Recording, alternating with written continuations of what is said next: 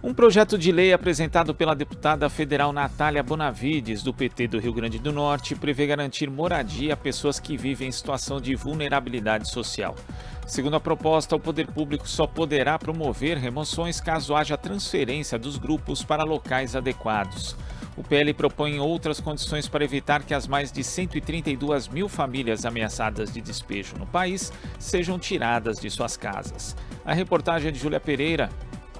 A deputada federal Natália Bonavides, do PT do Rio Grande do Norte, protocolou na última segunda-feira um projeto de lei para evitar despejos e remoções de famílias do campo e da cidade. O PL, subscrito por outros 43 parlamentares do PT e do PSOL, determina que as famílias não sofram despejos nem remoções sem que o poder público garanta suas transferências para locais adequados.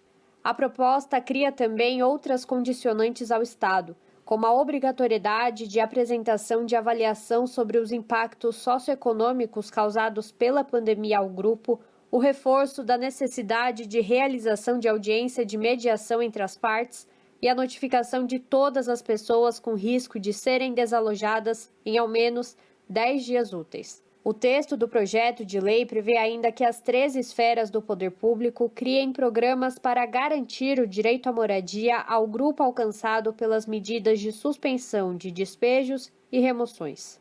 Ayala Ferreira, dirigente nacional do setor de direitos humanos do MST, o Movimento dos Trabalhadores Rurais Sem Terra, lembra que o novo projeto de lei ampara as mais de 132 mil famílias que, segundo a campanha Despejo Zero, estão ameaçadas de remoção no Brasil. Ele atua como essa proposta política e que, de certa forma, respalda, do ponto de vista jurídico, esse mecanismo, né, de segurança das famílias que estão nos vários rincões desse nosso país, resistindo nas suas ocupações urbanas e rurais.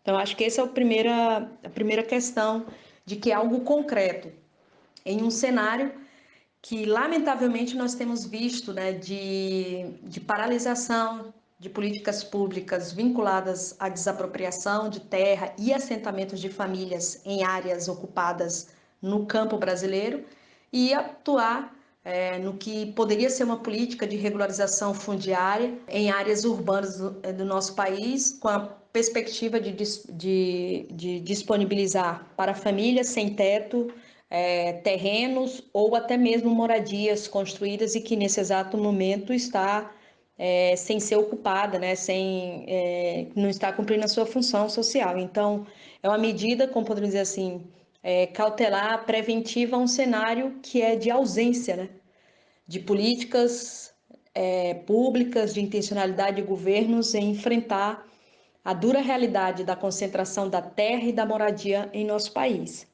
O projeto de lei de autoria da deputada Natália Bonavides estabelece procedimentos para o cumprimento de medidas judiciais, extrajudiciais ou administrativas que resultem em remoção ou desocupação forçada em imóvel público ou privado a partir do próximo dia 30.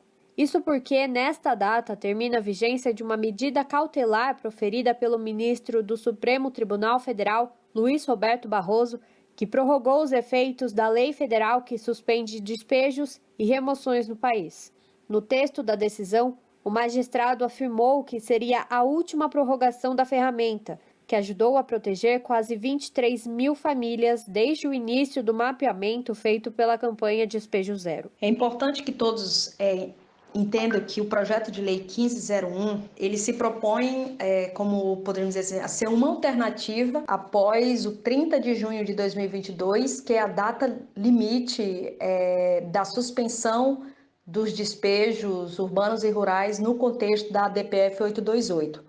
Se não conseguir uma prorrogação, que é uma possibilidade, lamentavelmente uma possibilidade concreta, esse projeto de lei visa instituir o que nós poderíamos chamar de regime de transição às famílias com risco de serem despejadas nas ocupações urbanas e rurais do nosso país. Enfim, são garantias que, para quem minimamente respeita a vida e a garantia dos direitos das famílias que vivem em acampamentos e em ocupações urbanas teriam que ser respeitados, né? Então, são essa questão que a gente tem visto, assim, com a possibilidade desse projeto de lei que, no contexto da suspensão da DPF 828, poderia ser medidas a serem tomadas pela combinação, a conjugação de interesses do governo nas suas distintas esferas. O projeto de lei aguarda despacho do presidente da Câmara, deputado Arthur Lira, para prosseguir dentro da Casa Legislativa. Júlia Pereira, Rádio Brasil Atual e TVT. Você está ouvindo Jornal Brasil Atual. As notícias que os outros não dão.